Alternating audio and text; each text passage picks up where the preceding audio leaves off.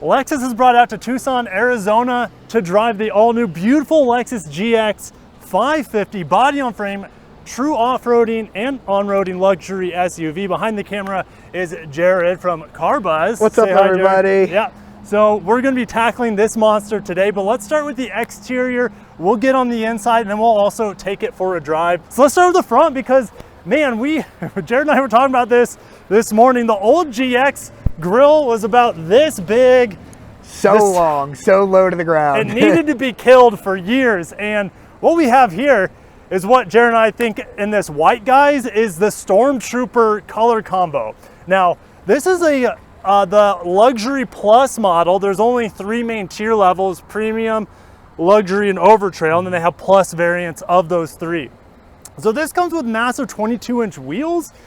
The biggest ever on a GX. I think the LX might have 22s.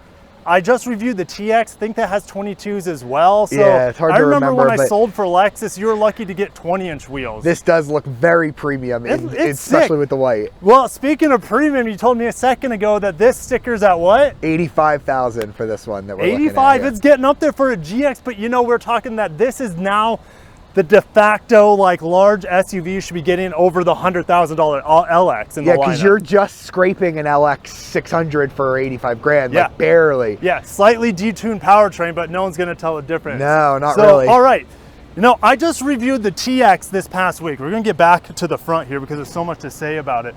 And the TX just had a single light bulb here, but Lexus's signature is triple beam LED headlights, and that is standard here. Of course, you have that real squashed and tight compact L motif right here.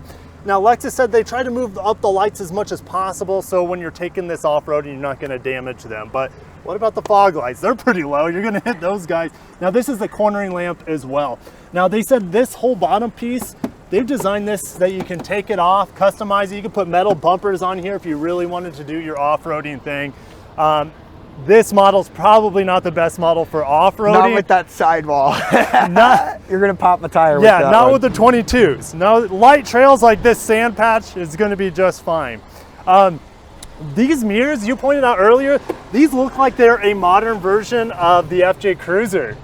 Yeah, they really do. The way that they kind of stick out, the squareness to them. We did say towing might not be that easy with them, though. No, yeah, they're very squished. When we start driving, you'll start to notice how narrow they are. Now we have a 360 camera here. You could call it the off-roading camera. Every brand has their own proprietary name for their off-road cam system. So of course we have cameras on the bottom here. Also, we looked at the GX earlier, the 460. And the mirrors were tucked into the A-pillar. Now they're down closer to the driver, so it's gonna give you better visibility, even though you have more vertical mirrors. So that's a great feature as well. They're also power folding on every GX trim level, which is really nice. Yeah, that's a nice thing. That is true. I like this glossy black that kind of contrasts really well with the white here. I'm sure that's probably a Premium Plus or Luxury Plus sort of garnish. This one doesn't have the two-tone roof, though. I believe that's Overtrail only. I think, yeah, you're right. Only Overtrail has the option of two-tone. And Overtrail will have like a matte black wheel arch. I like having this paint match, though. It looks real nice. Look how this flows into it as well and breaks it up. It looks great. Yeah, very cool with all black and white. You can also on the Overtrail get the bigger roof rack and roof rail system. And Lexus will have tons of aftermarket accessories available from the dealer. So they're going the full, kit out your GX, with OEM reliability, I guess you could say, and dealer build, what do you call it? Dealer installed warranty? Yeah, all that stuff where you don't have to worry, oh, well, I put these giant wheels on it and one of them cracked, sort of thing. Right, yeah. Exactly. The Luxury Plus comes with this awesome running board that pops out. Yep, running board standard on all GXs, but these upper trim levels are going to have the power retractable. And if you don't want that power setting, you can just turn it off. There's a switch on the inside. Yeah, if you're off-roading and you don't want it to bang into rocks or anything like that, it can be turned off. So let's get into the back. Now, Lexus dropped a bombshell on us just a day before this event, and they really upped the towing ratings across the board. Huge. some of the models now, like the base model, the premium, as well as the Overtrail, can tow up to like over 90,000 pounds. Or sorry, 9,000, just over 9,000 9,096 pounds is the most. It was like 6,500 for the GX460 with the big V8, like, you know, so huge gains there. Massive gains. So you pop this off, the hitch is underneath there. Of course, you have your parking sensors back here. Now, Lexus calls this the Blade rear tail light. Looks really cool. It looks nice. And it's not too low like the Hyundai Santa Fe. Hyundai Santa Fe. All the way at the bottom. Hyundai Santa Fe is down, maybe down here. Even. Yeah. How low can you go? Right. This is very similar, but like, look how much better it looks being high up like that. Now, Lexus says you can get these blacked out. The dealer will probably do that for you as well. And no longer do you have a Lexus badge on the back. It's typed out. You have the pop-up. Just like the old GX, you can put your surfboards in there if you want, or your 2x4s. But it's no longer a swinging side door. Exactly. So instead, I don't remember which way it opened from. I believe it was left to right. Some people call it the barn door, but growing up in Nebraska, barn doors don't open, they slide. Barn doors slide. I just found that out. Yes. So this is more of a traditional lift gate. And the lift gate is going to be an answer to a lot of people's prayers for old GX owners. Now, this is actually maybe a 50% increase in cargo capacity behind that third row. It's still completely useless for anything bigger than a backpack or a carry-on. Now, you can fold these seats down, this being the luxury. If you come over here, you're going to be able to fold these down, but you got to hold the button down. It's a really loud beep. We're not going to do it. It's super annoying. And here is your additional 100-watt power outlet or 400-watt. Interesting that they have two different power outlet ratings there. But there will be a hybrid model coming in the future. And I feel like before we hop in the inside, we should talk about the powertrain. So let me pop the hood real quick. Exactly. We got to talk about that because no more V8 engine. I know that some people are going to cry. There's no way. Why did they make it so unreliable? It's not a V8 turbochargers. That's this newfangled technology. We can't make those work reliably, right? Ooh, he's already seen some little off-roading. Oh, yeah. I see that. Twin turbo V6. Roughly 3.5 liter. It's like 3.446. Twin turbo, 10-speed auto. Yep. Up 4 gears from the old one, which had a 6-speed transmission. I love that old 6-speed. It was pretty smooth and it was zippy. Now, this has 348 horsepower, which is about 50 more horsepower compared to the old V8.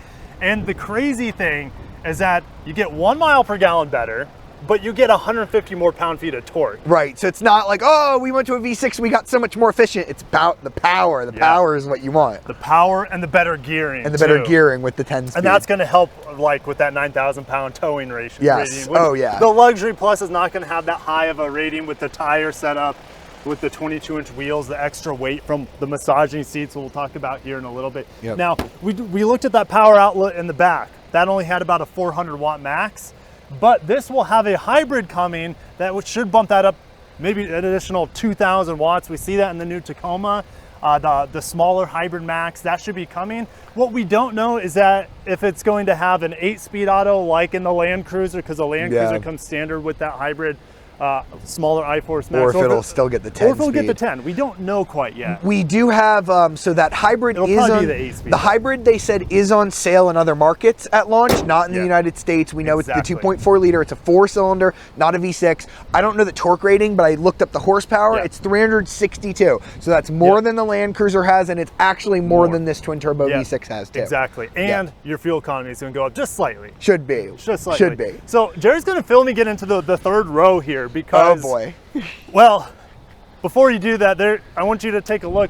There's this enormous tonneau cover that we had to take out of the back. There's nowhere to put this if you want to use the third row. Inside of the vehicle if you assemble the third row. It's too big. It's too big. So hopefully we don't forget that on the Cactus. We put up the third row, right? We already did that? Yeah, we did that. Yeah. The third row is assembled. The second row is not huge either. Like, it's not big in the LX for sure. We've got the captain's chairs on this one. So as you just saw, Kirk was able to hop in, no problem. Like, honestly, I have probably 2 inches. I'm 6'1". I have 2 inches. You want to give them a first-person view? 2 inches of leg room here.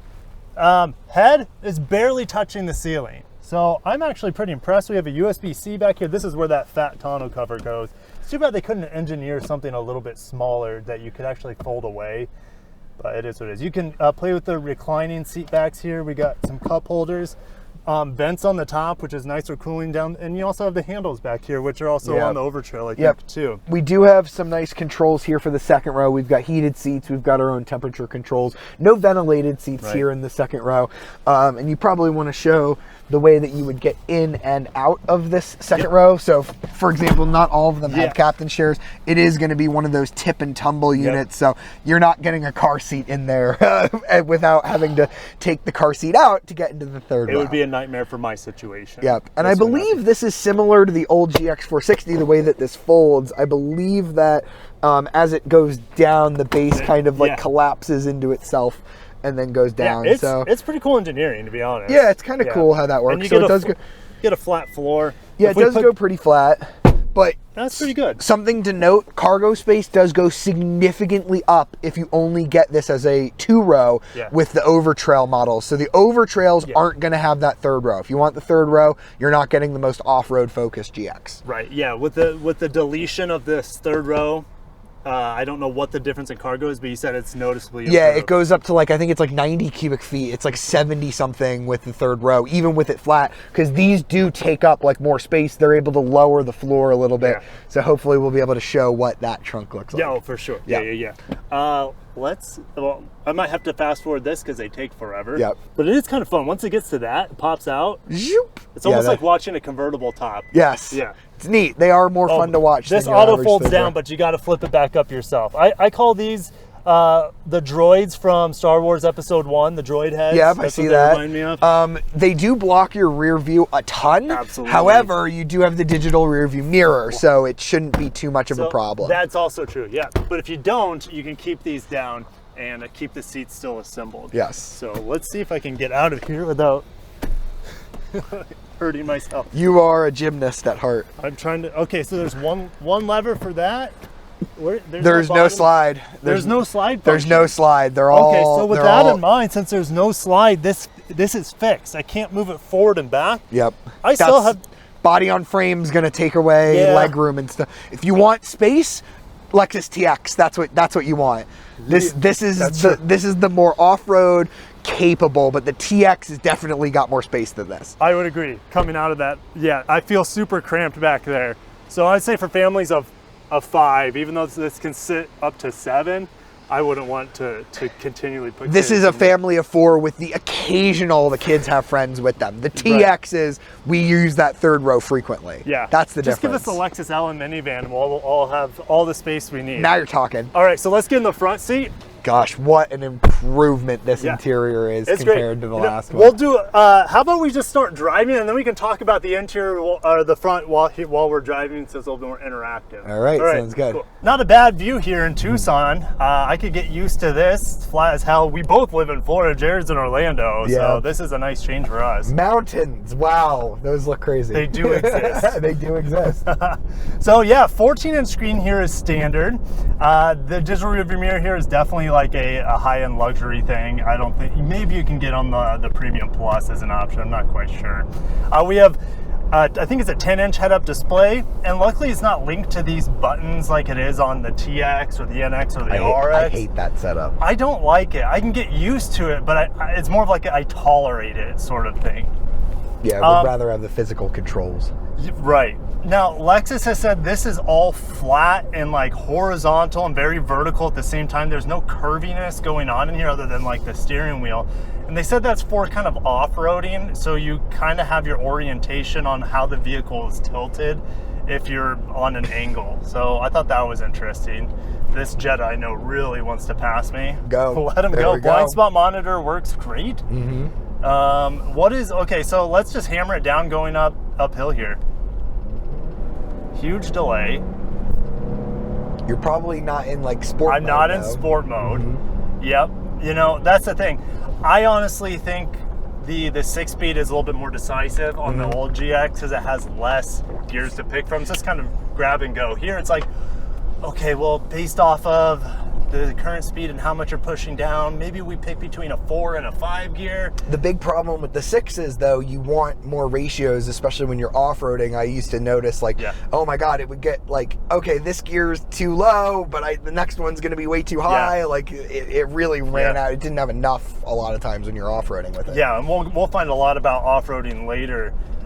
With multi-terrain select, playing with the high-low, they've beefed up the transfer case here. It's essentially a Tundra transfer case from my understanding. So they've made it smaller and changed the angle of it so you have better ride height, or sorry, road clear, what do you call that? Ground clearance. Ground clearance, yeah, 8.6, it's up like half an inch compared to... Yeah. And is that on this model, or is that the Overtrail? The Overtrail is a little bit more than the regular ones. Yeah. I'm trying to, I don't know. It's just like a hair more. It's not that big of a deal. Now, we're in a GX with 22s. I think the old GX had, what, 19s or 20s? So the ride quality in here, even though we have adaptive variable suspension, let's go ahead and play with that a bit. Okay, so it all comes up on my, wow, this view is ridiculous. It all comes on my 12-inch MID. And which is funny because I can barely see it from here. You can barely see it, yeah. It's kind of interesting. It's like all for the driver. It's for the driver because it's sucked down into the dash quite a bit. So yeah, now we're in comfort mode. And that's probably where you want to be most of the time with these 22-inch wheels. That would just be where I prefer, though. It rides really good from the passenger seat. It feels a lot like the LX, where the LX is on the soft side, but it's still body on frame truck, so you're going to feel the kind of jiggles of the road more than you are in something like a Defender or something like that, or an X5. Right, and if you really prefer more ride quality, honestly, the Overtrail is probably going to be the best ride quality with the 18-inch wheels. Sorry, 18-inch wheels and the 33-inch tires. Should have a lot of cushion. This is like the more city glitz glam, more maybe of like an Escalade sort of persona to it. Yeah, Lexus Escalade. Lexcalade. Lexcalade. All right, so we're gonna get into the brakes pretty hard here. Oh yeah, the old GX's brakes were terrible. Terrible. You could cook them so easily. You could hear like that little squishy thing too. Like you get into the brake and it would squish. Did we forget the? Cargo divider. We forgot the tonneau cover, so we got to go back. We're gonna turn around. We were joking like we're gonna are we gonna remember this thing? Yep. Nope. We left it on a cactus. Yeah. The cactus is protecting it. That's for sure. Nobody will see it. Well, there's some retired people who they could resell that for a lot of money. That cargo cover. Oh, prototype GX tonneau cover. Yep, on eBay. If you see one, just know it's ours. Don't buy it. It's completely worthless. You would never ever use it. Good turning radius. Oh, great! I didn't even have it locked either. Wow. Oh, there's that torque. Okay. Yeah, that's a good push. Yeah. So from like pretty much a stop there when it's in the right gear. Yeah. If it's in the right gear, you have that torque to really push you back, and it helps with the towing. 9,000 pounds. 9,000. Lexus wasn't expecting that, I don't think. No, I mean, because it was like 8,000 something. I think that's a little more than Defender still. I think Defender tows like 8,000 pounds, but 9,000. That puts it into like pickup truck territory, honestly. Yeah. That's a good towing capacity. Come on. You were here first, Cadillac. Learn the rules of a four-way stop. Let's... Woo!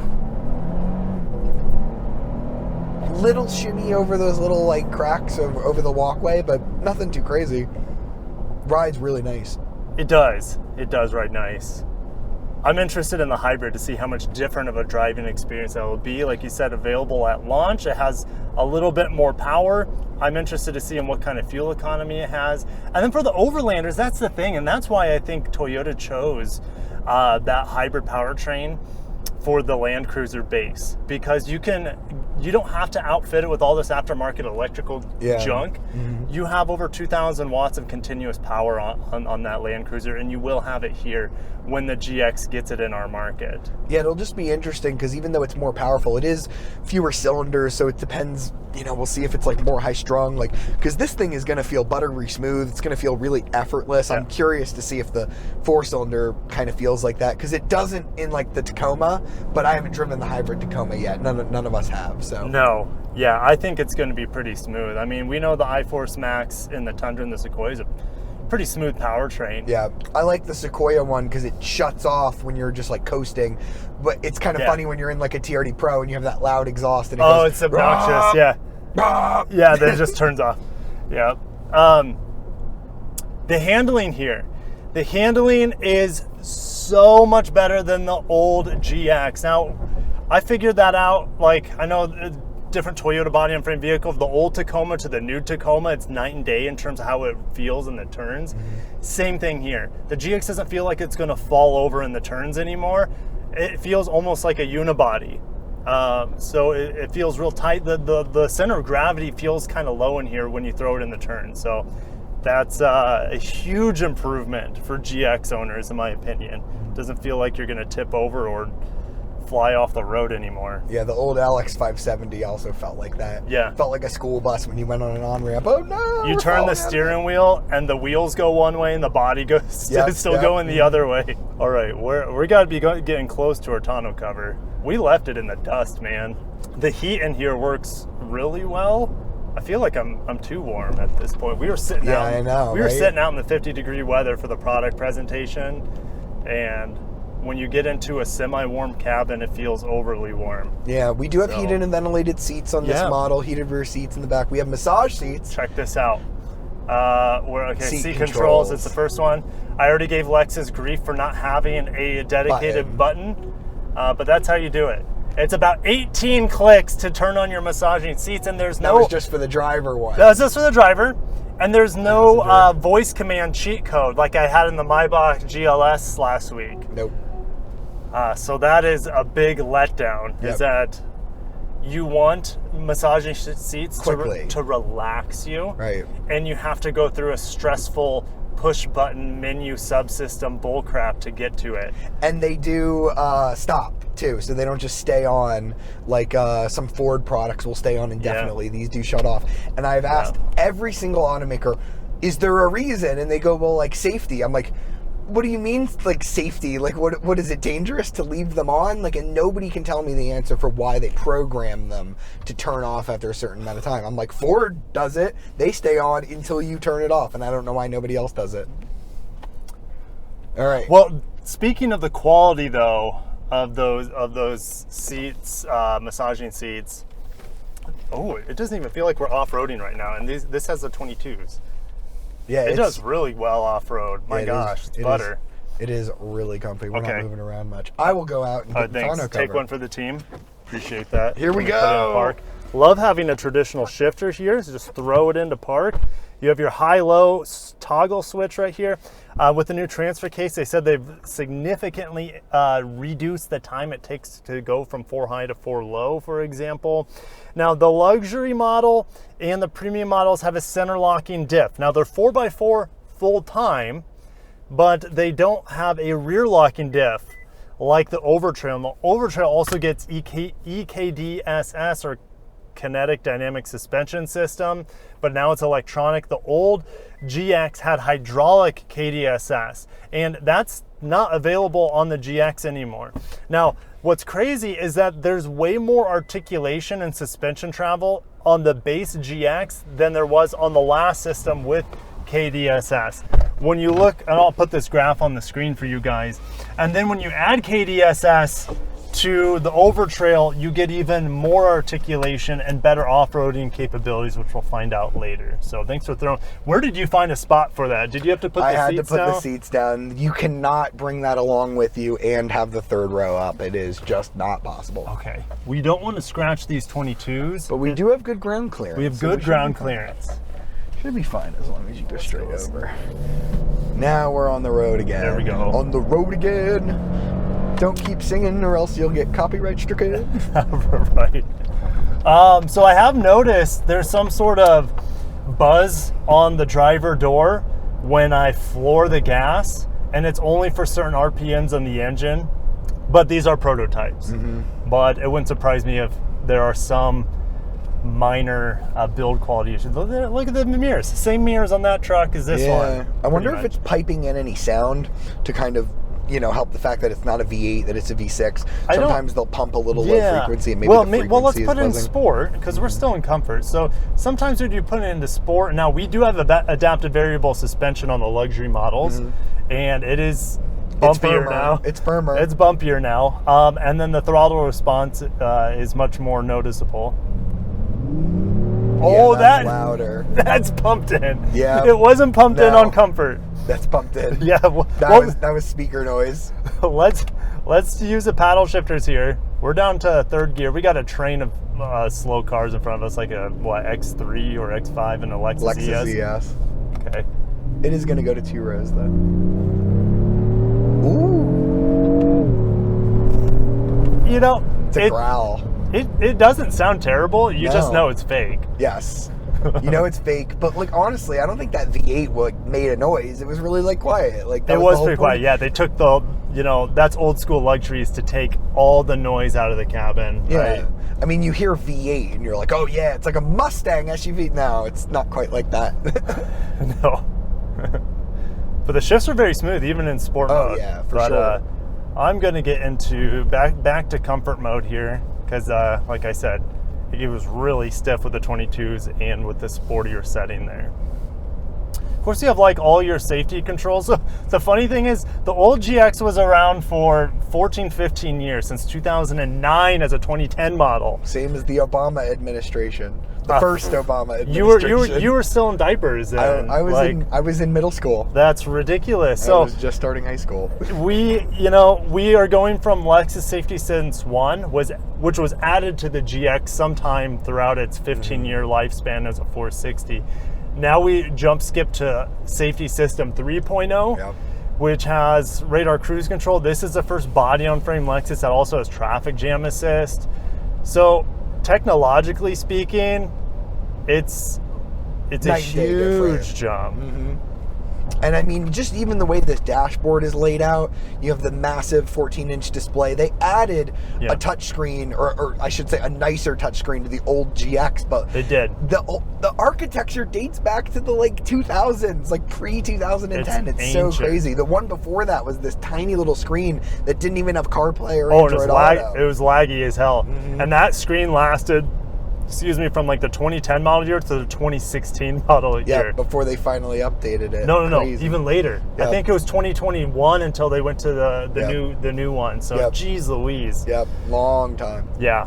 A lot of you'll have hundreds of thousands, roughly, of old GXs to buy if you want that older feeling V8, just heavy, sloppy handling vehicle. I mean, you can still buy a Bronco or a Wrangler if you want no refinement. Oh God, no. The only other thing that would compete against this directly so cheap feeling is a Defender. So a Defender, I would say that this is more of a normal Lexus cabin. The Defender is so different than something like a Range Rover. You've got, a lot of storage on the dash. You have rubberized floors. Got a little bit here. But not quite as much as the Defender has.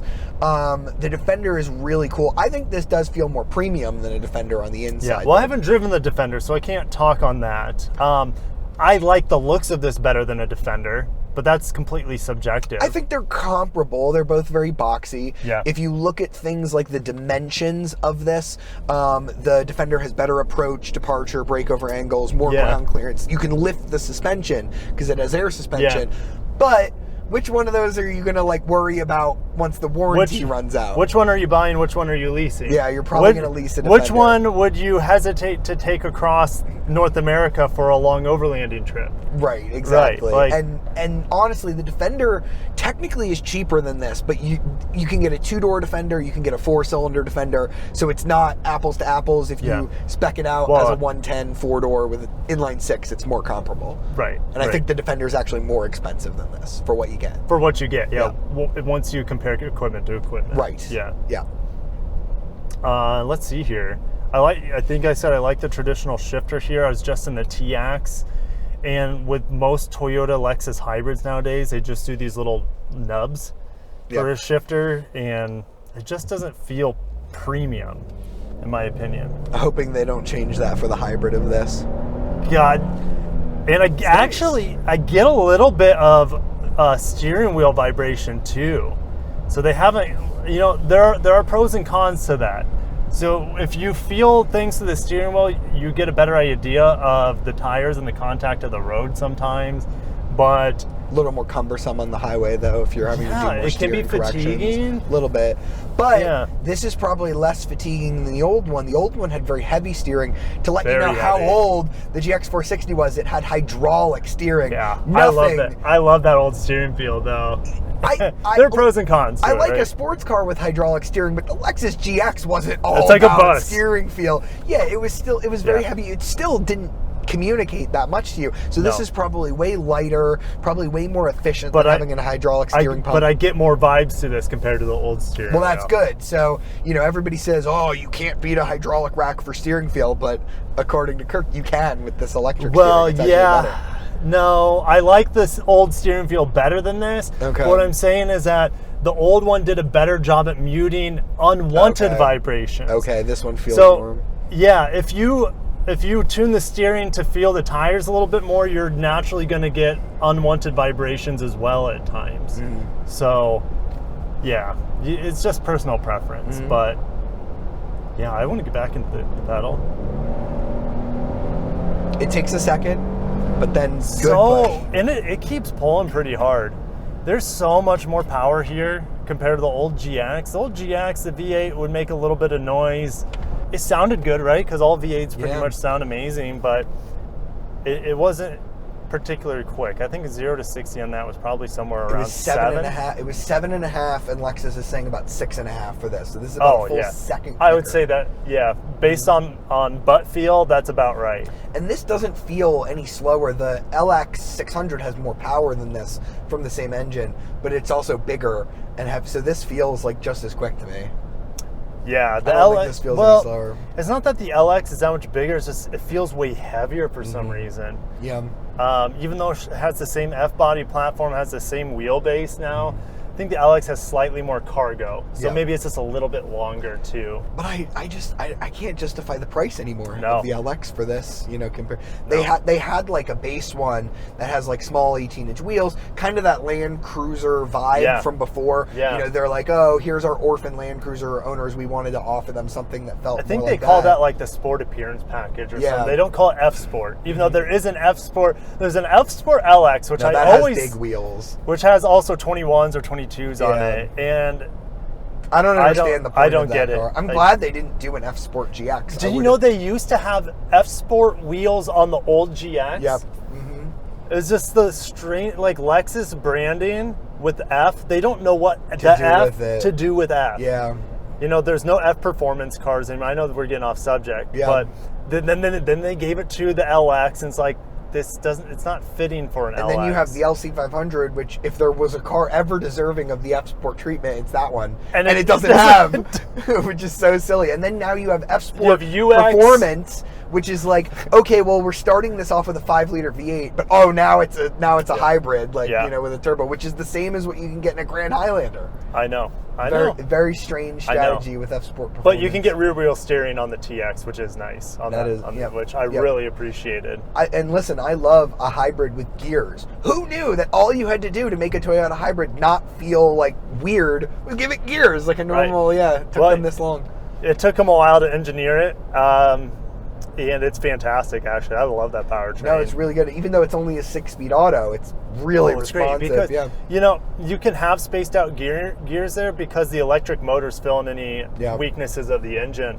And there's not a lot of weakness to that turbo engine because of the turbocharged torque power band. Nice. But anyways, there's no weaknesses to this engine other than fuel economy. I mean, 17 miles per gallon, right? It's only one better on the highway and combined compared to the V8, and it's the same in the city.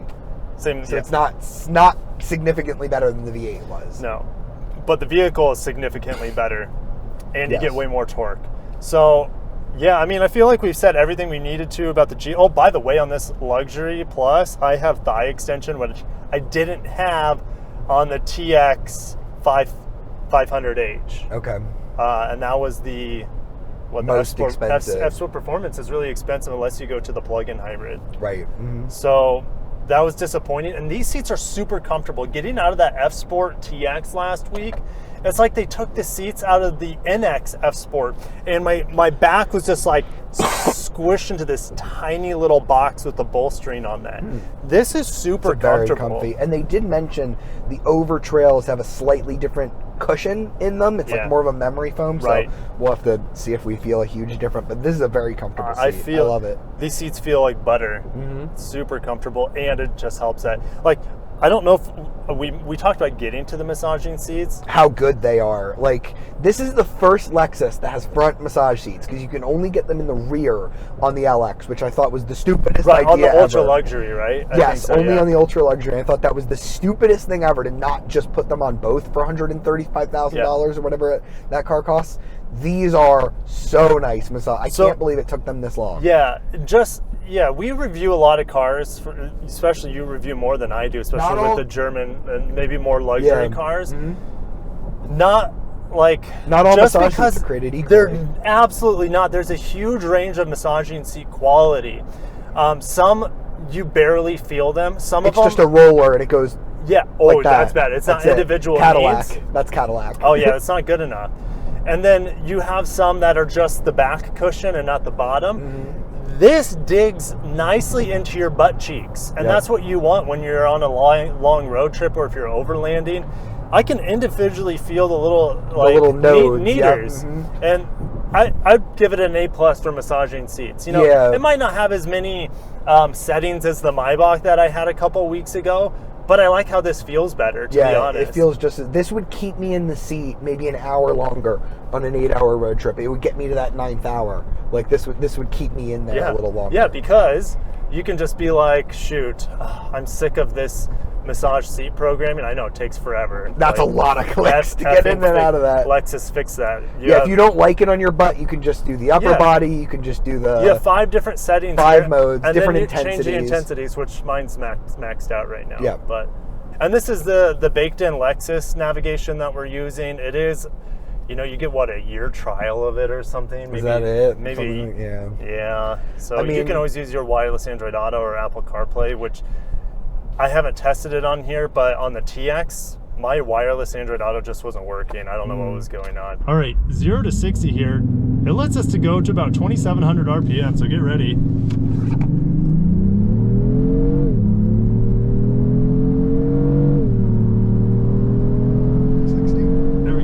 Jared, what is it?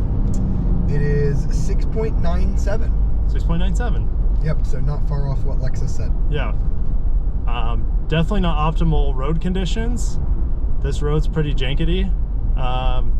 So there you go. Definitely a sub 7 second 0 to 60. Yep.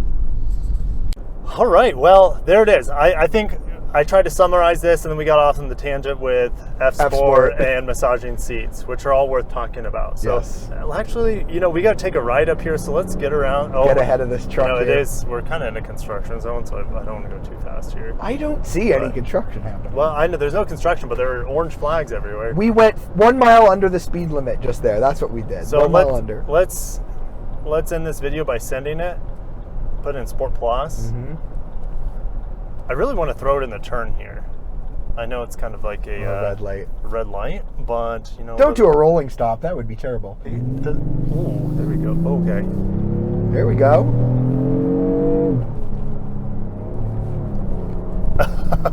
All right. Yeah, it handles a lot better. Now the steering didn't feel the greatest there, but it handled it all right. And let's go back down to 35, because apparently in the state of Arizona, if you go 20 over, they can impound the GX. So let's try to be behaved, which is not easy to do. I'd rather just go off-road, right? There's no speed limits off-road, and this thing will just tank it. So, all right, thanks, Jared, for coming along. Make sure to check out your TikToks, your Instagrams. It's all under CarBuzz, right? Yep, it's carbuzz.com on Instagram, CarBuzz everywhere else. Okay, and then of course your website, which is your carbuzz.com. Yep, perfect. All right, thanks guys. We'll catch you in the next one. Smash the like button for the lovely GX550.